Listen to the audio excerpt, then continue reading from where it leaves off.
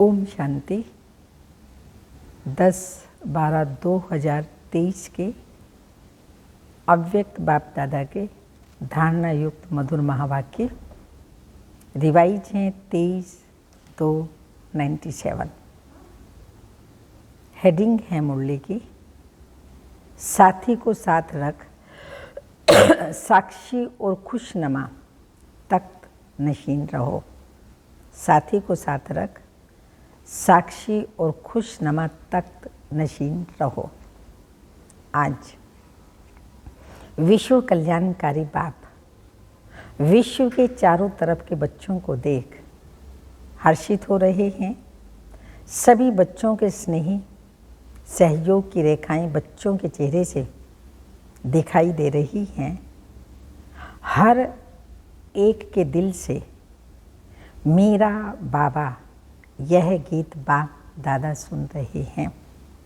बाप दादा भी रिस्पॉन्ड में कहते हैं, ओ मेरे अति प्रिय अति स्नेही लाडले बच्चे। हर एक बच्चा प्रिय भी है, लाडले लाडले भी हैं। क्यों? कोटों में कोई और कोई में भी कोई हो तो लाडले हुए ना। तो बाप दादा भी लाडले बच्चों को देख खुश होते हैं। बच्चों को भी सदा खुशी में डांस करते देखते हुए और सदा देखना चाहते हैं। खुशी में रहते तो हैं, लेकिन बाप सदा चाहते हैं सदा खुश रहते हो, या खुशी में फर्क पड़ता है। कभी बहुत खुशी, कभी थोड़ी कम और कभी बहुत कम। बाप ने पहले भी सुनाया कि वर्तमान समय आप बच्चों की विश्व को इस सेवा की आवश्यकता है, जो चेहरे से नैनों से दो शब्दों से हर आत्मा के दुख को दूर कर खुशी दे दो। आपको देखते ही खुश हो जाएं। इसलिए खुशनुमा चेहरा या खुशनुमा मूर्त सदा रहे, क्योंकि मन की खुशी सूरत से स्पष्ट दिखाई देती है। कितना भी कोई भटकता हुआ परेशान दुख की लहर में आए, खुशी में रहना असंभव भी समझते हों, लेकिन आपके सामने आते ही आपकी मूर्त, आपकी वृत्ति, आपकी दृष्टि आत्मा को परिवर्तन कर ले। आज मन को खुशी के लिए मन की खुशी के लिए कितना खर्चा करते हैं, कितने मनोरंजन के नए नए साधन बनाते हैं। वह है अल्पकाल के साधन और आपकी है सदा काल की सच्ची साधना। तो साधना उन आत्माओं को परिवर्तन कर ले, हाय हाय ले आवे और वाह वाह लेकर के जाए। वाह कमाल है परमात्मा आत्माओं की। हाय हाय करता आए और वाह वाह लेकर के जाए, और मुख से निकले वाह कमाल है परमात्मा आत्माओं की। तो यह सेवा करो। समय प्रति समय जितना अल्पकाल के साधनों से परेशान होते जाएंगे, ऐसी समय पर आपकी खुशी उन्हों को सहारा बन जाएगी, क्योंकि आप हो ही खुश नसीब। खुश नसीब हैं या नहीं? अधूरे तो नहीं हैं, है ही खुश नसीबी। आप जैसा खुश नसीब सारे कल्प में कोई आत्माएं नहीं है। इतना नशा चेहरे और चलन से अनुभव कराओ। करा सकते हो या कराते भी हो। ब्राह्मण जीवन में अपार खुशी नहीं तो ब्राह्मण बनकर क्या किया? अगर ब्राह्मण बने और अपार खुशी नहीं या खुश नहीं, तो बाप दादा कहते ब्राह्मण बनकर क्या किया? ब्राह्मण जीवन अर्थात खुशी की जीवन।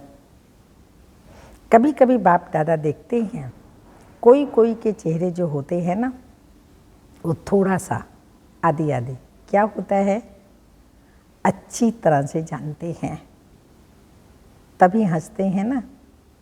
तो बाप दादा को ऐसा चेहरा देख रहम आता है और थोड़ा सा आश्चर्य भी लगता है। मेरे बच्चे और उदास, भगवान के बच्चे, शिव बाबा के बच्चे और उदास हो सकता है क्या? बाबा कहते ऐसे होना नहीं चाहिए, ये हो सकता है क्या? नहीं ना। उदासी अर्थात माया के दास। लेकिन आप तो मास्टर मायापति हो। माया आपके आगे क्या है? चींटी भी नहीं है, मरी हुई चींटी। दूर से लगता है जिंदा है, लेकिन होती तो मरी हुई है। सिर्फ दूर से परखने की शक्ति चाहिए। जैसे बाप की नॉलेज विस्तार से जानते हो ना, ऐसे माया के भी बहुरूपी रूप की पहचान नॉलेज अच्छी तरह से धारण कर लो। वह सिर्फ डराती है, करती धरती कुछ नहीं, ना कुछ कर सकती है, मगर सिर्फ डराती है।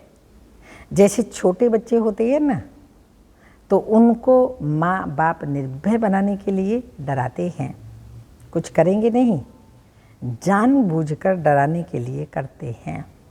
ऐसे माया भी अपना बनाने के लिए बहुरूप धारण करती है। जब बहुरूप धारण करती है तो आप भी बहुरूपी बन उसको परख लो। परख नहीं सकते क्या? बाबा पूछ रहे परख नहीं सकते हो ना, तो क्या खेल करते हो? युद्ध करना शुरू कर देते हो। क्या युद्ध करते हैं? हाय माया आ गई, और युद्ध करने से बुद्धि और मन थक जाता है। फिर थकावट से क्या कहते हैं? माया बड़ी प्रबल है, माया बड़ी तेज है कुछ भी नहीं। आपकी कमजोरी भिन्न भिन्न माया के रूप बन जाती है। माया वाया कुछ नहीं, हमारी कमजोरी ही माया, और वो भिन्न भिन्न रूप धारण कर लेती है। तो बाप दादा सदा हर एक बच्चे को खुश नसीब के नशे में खुशनुमा चेहरे में और खुशी की खुराक से तंदुरुस्त और सदा खुशी के खजानों से संपन्न देखना चाहते हैं। जीवन में चाहिए क्या? खुराक और खजाना ना, और क्या चाहिए? तो आपके पास खुशी की खुराक है या स्टॉक कभी ख़त्म हो जाता है? हाँ, खुशी की खुराक का स्टॉक है, तो बाबा कहते कभी स्टॉक ख़त्म तो नहीं हो जाता। खुशी का खजाना अखुट है ना, और जितना खर्चो उतना बढ़े। अगर और कोई पुरुषार्थ नहीं भी करो, सिर्फ एक लक्ष्य रखो, कुछ भी हो जाए, चाहे अपने मन की स्थिति द्वारा, चाहे कोई अन्य आत्माओं द्वारा, चाहे प्रकृति द्वारा, चाहे वायुमंडल द्वारा कुछ भी हो जाए, मुझे खुशी नहीं छोड़नी है। यह तो सहज पुरुषार्थ है ना, यह खुशी खिसक जाती है, सहज है या कभी कभी मुश्किल है। दृढ़ संकल्प रखो और बातों को भूल जाओ। एक ही बात पक्की रखो, सब बातें भूल जाएं, लेकिन एक बात पक्की रखो। कौन सी? कि मुझे खुश रहना है। तो बातें क्या लगेंगी? खेल। और अपनी खेल देखने की साक्षीपन की सीट पर सदा स्थित रहो। चाहे कोई अपमान करने वाला हो, आपको परेशान कर अपने साक्षीपन की शान से नीचे उतारने वाला हो, लेकिन आप साक्षीपन की सीट से नीचे नहीं आओ। नीचे आ जाते हो ना, तभी खुशी कम हो जाती है।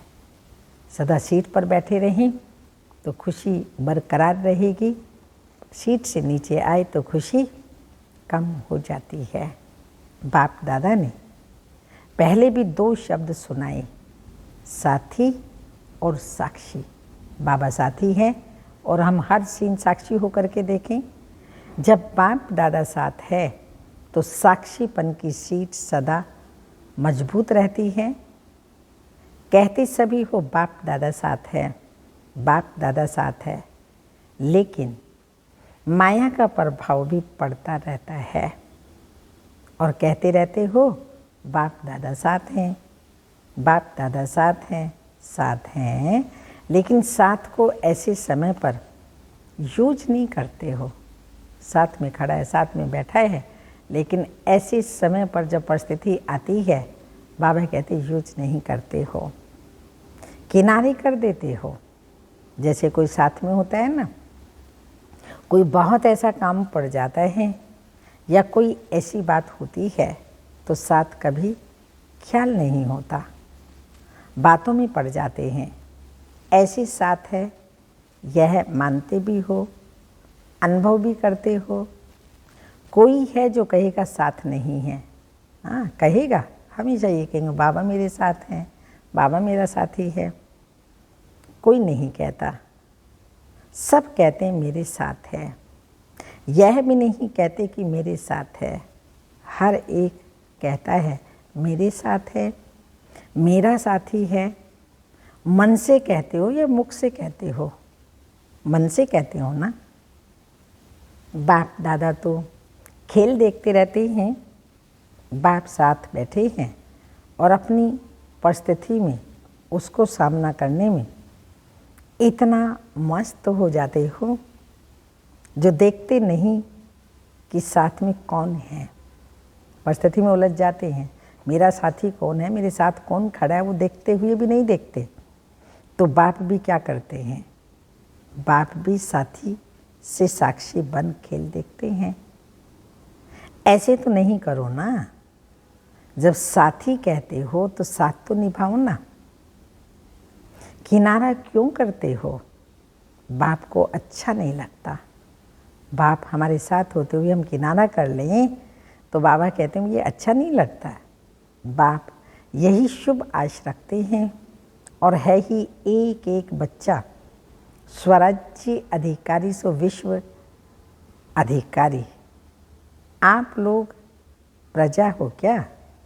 प्रजा तो नहीं हो ना, प्रजा नहीं बनना। राजे महाराजे विश्व राजे होना, प्रजा बनाने वाले हो, प्रजा बनने वाले नहीं, प्रजा बनाने वाले हो।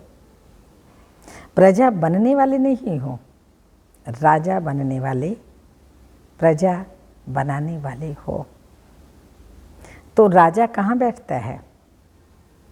तख्त पर बैठता है ना। जब प्रैक्टिकल में राजा के नशे में होता है तो तख्त पर बैठता है। तो साक्षीपन का तख्त छोड़ो नहीं। जो अलग अलग पुरुषार्थ करते हो ना, उसमें थक जाते हो। आज मनसा का किया, कल वाचा का किया, संबंध संपर्क का किया तो थक जाते हो। एक ही पुरुषार्थ करो कि साक्षी और खुशनुमा तख्त नशीन रहना है। ये तख्त कभी नहीं छोड़ना। कोई राजा ऐसे सीरियस होकर तख्त पर बैठा तख्त पर, लेकिन बहुत क्रोधी हो, ऑफिशियल हो, तो अच्छा लगेगा? कहेंगे यह तो राजा नहीं है। तो आप सदा तख्त नशीन है ना। वह राजे तो कभी तख्त पर बैठते हैं, कभी नहीं बैठते, लेकिन साक्षीपन का तख्त ऐसा है जिससे हर कार्य करते भी तख्त नशीन उतरना नहीं पड़ता है। सोते भी तख्त नशीन, उठते चलते संबंध संपर्क में आते तख्त नशीन। तख्त पर बैठना आता है ना, कि बैठना ही नहीं आता? खिसक जाते हो क्या? साक्षीपन के तख्त नशीन आत्मा कभी भी कोई समस्या में परेशान नहीं हो सकती। समस्या तख्त के नीचे रह जाएगी और आप ऊपर तख्त नशीन होंगे। समस्या आपके लिए सिर नहीं उठा सकेगी, नीचे दब जाएगी, आपको परेशान नहीं करेगी। और कोई को भी दबा दो तो अंदर ही अंदर ख़त्म हो जाएगा ना। तो बाप दादा को ऐसे समय पर आश्चर्य लगता है, आप नहीं आश्चर्य करना, अपने पर भले करना, दूसरों पर नहीं करना। आश्चर्य लगता है कि यह मेरे बच्चे भगवान के शिव बाबा के बच्चे और कर क्या रहे हैं, तख्त से उतर रहे हैं। जब तख्त नशीन रहने के संस्कार अब से ही डालेंगे, तब विश्व के तख्त पर भी बैठेंगे ना। यहाँ सदा काल तख्त नशीन नहीं होंगे तो वहाँ भी सदा अर्थात जितना समय फुल है उतना समय बैठ नहीं सकेंगे। संस्कार सब अभी भरने हैं, फिर वही भरे हुए संस्कार सतयुग में कार्य करेंगे। संगम के पुरुषार्थ से ही संस्कार भर करके सतयुग में नए संसार में आएंगे, तो वो संसार में उसमें यहाँ के संस्कार कार्य करेंगे। तो वो संस्कार अभी संगम युग पर ही भरने हैं। ऐसे नहीं सोचना कि अभी कुछ समय तो पड़ा है, इतने में विनाश तो होना नहीं है, यह नहीं सोचना। विनाश होना है अचानक। पूछ करके आएगा कि हाँ तैयार हो, सब अचानक होना है। पूछ के नहीं आएगा आप तैयार हो गए, मैं विनाश अभी आ जाऊं, लेकिन अचानक होना है। आप लोग भी ब्राह्मण कैसे बने, अचानक ही संदेश मिला ना, प्रदर्शनी देखी, संपर्क संबंध हुआ, बदल गए ना। क्या सोचा था कि इस तारीख को ब्राह्मण बनेंगे, अचानक हो गया ना। तो परिवर्तन भी अचानक होना है। आपको पहले माया और ही अलबेली बनाएगी। सोचेंगे हमने तो 2000 सोचा था, वो भी पूरा हो गया, अभी तो थोड़ा रेस्ट कर लें। पहले माया अपना जादू फैलाएगी, अलबेला बनाएगी। ये माया का जादू है, अलबेला बनना। अलबेला बनाएगी किसी भी बात में, चाहे सेवा में, चाहे योग में, चाहे धारणा में, चाहे संबंध संपर्क में। ये तो चलता ही है, ये तो होता ही है, आदि आदि। ऐसे पहले माया अलबेला बनाने की कोशिश करेगी, फिर अचानक विनाश होगा। फिर नहीं कहना कि बाप दादा ने तो सुनाया ही नहीं, ऐसा भी होना है क्या, इसलिए पहले ही सुना देते हैं। अलबेले कभी भी किसी भी बात में नहीं बनना। 4 ही सब्जेक्ट में अलर्ट, ज्ञान, योग, धारणा, सेवा, चारों ही सब्जेक्ट में अलर्ट। अभी भी कुछ हो जाए, इमीडिएटली अभी भी कुछ हो जाए तो अलर्ट। उस समय नहीं कहना बाप दादा अभी आओ, अभी साथ निभाओ, अभी थोड़ी शक्ति दे दो, उस समय नहीं देंगे। अभी जितनी शक्ति चाहिए, जैसी चाहिए, उतनी जमा कर लो। सबको खुली छुट्टी है, ये समय है, सीजन है, हर चीज़ का सीजन होता है ना। तो सीजन में जितना बो उतना बढ़ेगा बढ़ेगा बढ़ेगा। तो ये भी अभी सीजन है सर्व शक्तियाँ लेने का, जमा करने का। फिर सीजन नहीं होगा। सबको खुली छुट्टी है, खुले भंडार हैं। जितनी शक्ति चाहिए, जो शक्ति चाहिए वह ले लो। पेपर के समय टीचर व प्रिंसिपल मदद नहीं करता, पढ़ाई तो पहले ही पढ़ाता है ना, पहले ही होमवर्क सब कुछ करा देता है। उसी टाइम टीचर स्ट्रिक्ट हो जाते हैं, कोई भी मदद नहीं करता। डबल विदेशी बच्चों को देख बाप को भी डबल खुशी होती है। क्यों होती है? क्योंकि डबल विदेशियों को स्वयं को परिवर्तन करने में डबल मेहनत करनी पड़ी। इसलिए जब बाप दादा डबल विदेशी बच्चों को देखते हैं तो डबल खुशी होती है। वाह मेरे डबल विदेशी बच्चे, वाह वाह मेरे डबल विदेशी बच्चे, वाह। डबल विदेशी हाथ उठाओ। विश्व के अनेक देशों के करीब 1000 भाई बहनें सभा में उपस्थित हैं। वाह बहुत अच्छा, डबल ताली बजाओ। बाप दादा विदेश की सेवा के समाचार सुनते रहते हैं, देखते भी रहते हैं। रिजल्ट में सेवा का उमंग उत्साह बहुत अच्छा है। सिर्फ कभी कभी अपने ऊपर सेवा का थोड़ा सा बोझ उठा लेते हो। बोझ नहीं उठाओ, बोझ सब बाप को दे दो। बाप के लिए वह बोझ कुछ भी नहीं है, लेकिन आप सेवा का बोझ उठा लेते हो तो थक जाते हो। सेवा बहुत अच्छी करते हो, सेवा के समय नहीं थकते हो। उस समय बहुत अच्छे चेहरों का फोटो निकालने वाला होता है, लेकिन कोई सभी नहीं। सेवा के बाद थोड़ा सा थकावट के चेहरे में दिखाई देता है। तो बाप कहते हैं बोझ उठाते क्यों हो? क्या बोझ उठाना अच्छा लगता है क्या? आदत पड़ी हुई है क्या? बोझ नहीं उठाओ। बोझ तब लगता है जब बाप साथ नहीं है। मैंने किया, मैं करती हूँ, मैं करता हूँ तो बोझ हो जाता है। बाप साथ है, बाप का कार्य है, बाप करा रहा है तो बोझ नहीं होगा। हल्के हो, नाचते रहेंगे। जैसे डांस बहुत अच्छी करते हो ना, डबल विदेशियों की डांस देखो तो बहुत अच्छी होती है। अपने को थकाते नहीं हैं, फरिश्ते माफिक करते हो। इंडियन जो करेंगे ना वो पाँव थकाएंगे, हाथ भी थकाएंगे, लेकिन विदेशी डांस भी लाइट करते हैं। तो ऐसे सेवा भी एक डांस समझो।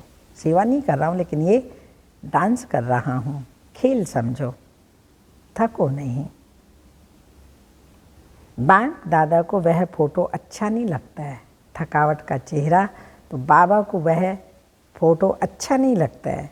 सेवा का उमंग उत्साह अच्छा है, और यह भी रिजल्ट बाप के पास है कि अभी थोड़ी सी बात में हलचल में आने की परसेंटेज बहुत कम है। मेजॉरिटी ठीक है, बाकी थोड़ा संख्या कभी कभी थोड़ा सा हलचल में दिखाई देती है। लेकिन आदि की रिजल्ट और अब की रिजल्ट में बहुत अच्छा अंतर है। ऐसा दिखाई देता है ना। अभी नाजुकपन छोड़ते जा रहे हैं। बाप दादा को रिजल्ट देख करके, अच्छी रिजल्ट है तो बाप दादा को रिजल्ट देख करके खुशी होती है। अभी छोटे छोटे माइक भी तैयार कर रहे हैं। अभी छोटे माइक हैं, लेकिन छोटे से बड़े तक भी आ जाएंगे। बाप दादा को याद है, आदि में यह विदेशी टीचर्स कहती थी कि वीआईपीज को मिलना ही मुश्किल है। आना तो छोड़ो, मिलना भी मुश्किल है। और अभी सहज हो गया है, क्योंकि आप भी वीआईपी, आप भी वीवीआईपी हो गए ना। तो आपके आगे वीआईपी क्या हैं? टोटल विदेश की रिजल्ट अच्छी है, सेंटर्स भी अच्छे हैं, वृद्धि को प्राप्त करते जा रहे हैं। भारत में हैंड्स नहीं हैं, नहीं तो भारत में भी सेवा केंद्र तो बहुत खुल जाएं। एक एक जोन वाला कहता है हैंड्स नहीं है। तो अभी इस वर्ष हैंड्स निकालने की सेवा करो। हैंड्स मांगो नहीं, निकालो और ही दान पुण्य करो। मांगो नहीं, अपने निकालो और हैंड्स को दान करो। विदेश में बहुत अच्छा तरीका है, जहाँ भी सेंटर खुलता है वहाँ के ही लौकिक कार्य भी करते हैं और सेंटर भी चलाते हैं। कैसे चलेगा, कौन चलाएगा, यह प्रॉब्लम कम है। आप लोग यह नहीं सोचना कि हम लौकिक काम क्यों करें, यह तो आपकी सेवा का साधन है। लौकिक कार्य नहीं करते हो, लेकिन अलौकिक कार्य के निमित्त बनने के लिए लौकिक कार्य करते हो। जहाँ भी जाते हो वहाँ सेंटर खुलने का उमंग रहता है ना। तो लौकिक कार्य कब तक करेंगे, यह नहीं सोचो। लौकिक कार्य अलौकिक कार्य निमित्त करते हो तो आप सरेंडर हो, लौकिकपन नहीं हो। अलौकिकपन है तो लौकिक कार्य में भी समर्पण हो। लौकिक कार्य को छोड़कर समर्पण समारोह मनाना है, ये बात नहीं है। ऐसा करने से वृद्धि कैसे होगी? इसलिए लौकिक कार्य करते अलौकिक कार्य के निमित्त बनते हो। तो जो भी निमित्त लौकिक समझते हैं और रहते अलौकिकता में हैं, ऐसी आत्माओं को डबल क्या पदम मुबारक है। सिर्फ ट्रस्टी होकर करना, मैं पन में नहीं आना। मैं इतना काम करती हूँ, मैं पन नहीं। करावन हार करा रहा है, मैं इंस्ट्रूमेंट हूँ, पावर के आधार पर चल रही हूँ। अच्छा, आज डबल विदेशियों का टर्न है। आप लोगों को भी डबल विदेशियों को देख करके खुशी होती है ना। तो सभी डबल विदेशी खुशनुमा हो, हाथ की ताली बजाओ। अभी मधुबन में तो माया नहीं आती है ना। अच्छा, 1 सेकंड में बिल्कुल बाप समान अशरीरी बन सकते हो।